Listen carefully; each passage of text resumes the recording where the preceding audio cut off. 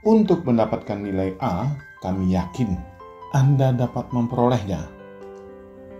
Namun, untuk sekaligus dapat memahami dengan baik, tidak ada jaminan. Upaya dengan menyelesaikan latihan, soal, dan problem ternyata tidak cukup.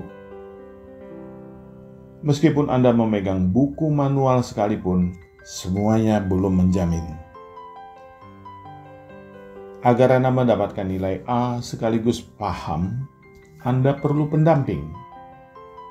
Pendamping itu layaknya pelatih dalam cabang olahraga yang memberi panduan.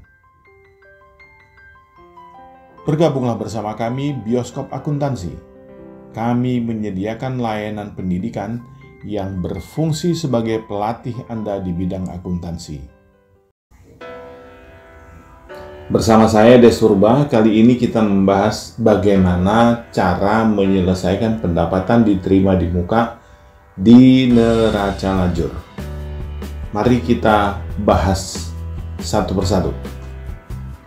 Sewa dibayar di muka. Sewa diterima di muka bisa dicatat sebagai harta, bisa juga sebagai hutang. Nah, jadi dalam hal ini kita lihat di neraca lajur, ada akun sewa diterima di muka 96.000. Ini dicatat sebagai hutang. Dari mana kita mengetahuinya? Pertama, ini tidak ada kata-kata pendapatan.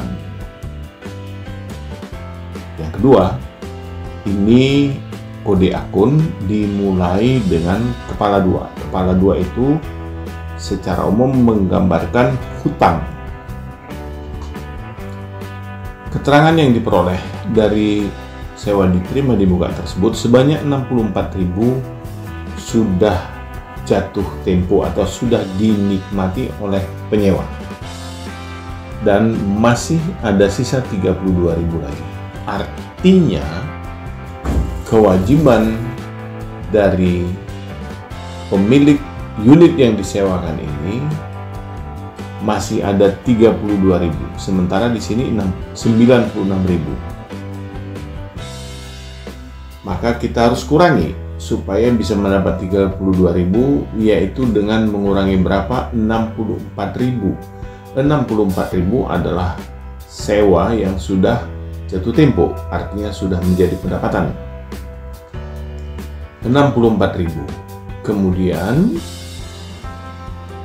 kita harus ingat 64.000 itu adalah nilai yang sudah habis. Artinya sewa tersebut sudah sah menjadi milik perusahaan. Nah, kita buat perhitungan ulang.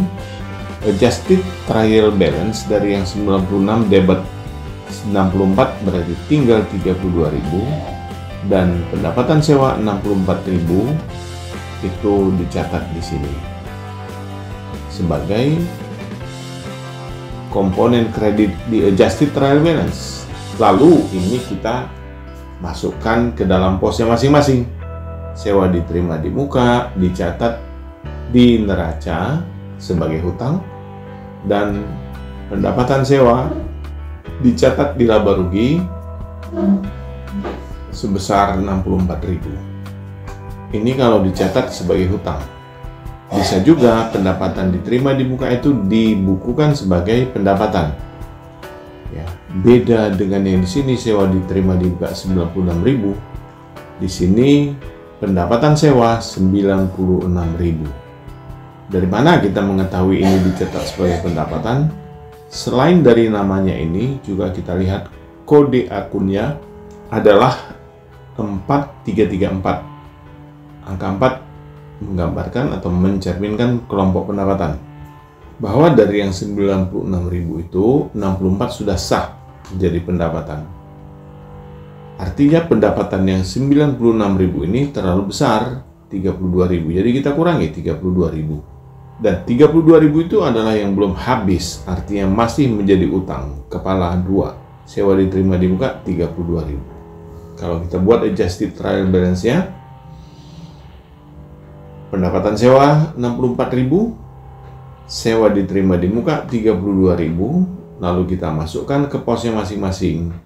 pendapatan sewa itu masuk ke ikhtisar laba rugi atau kredit 64.000, dan sewa diterima dibuka dikelompokkan ke dalam kolom neraca sebelah kredit. Jadi kalau kita lihat dari kedua metode ini, hasilnya sama. Di sini profit and loss 64.000, ini juga 64.000 sebelah kredit.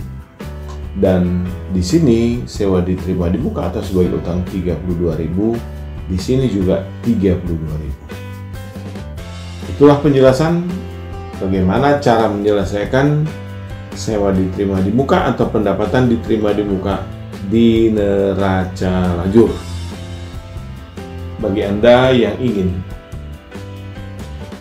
ada pembahasan khusus tentang materi akuntansi di luar dari yang kita bahas sekarang, Anda dapat menghubungi kami untuk kita kupas dan bahas bersama.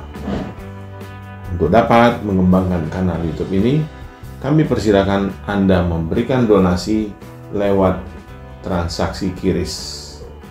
Tidak ada patokan minimal, semuanya terserah kepada Anda demi kemajuan kanal ini. Terima kasih. Salam Indonesia.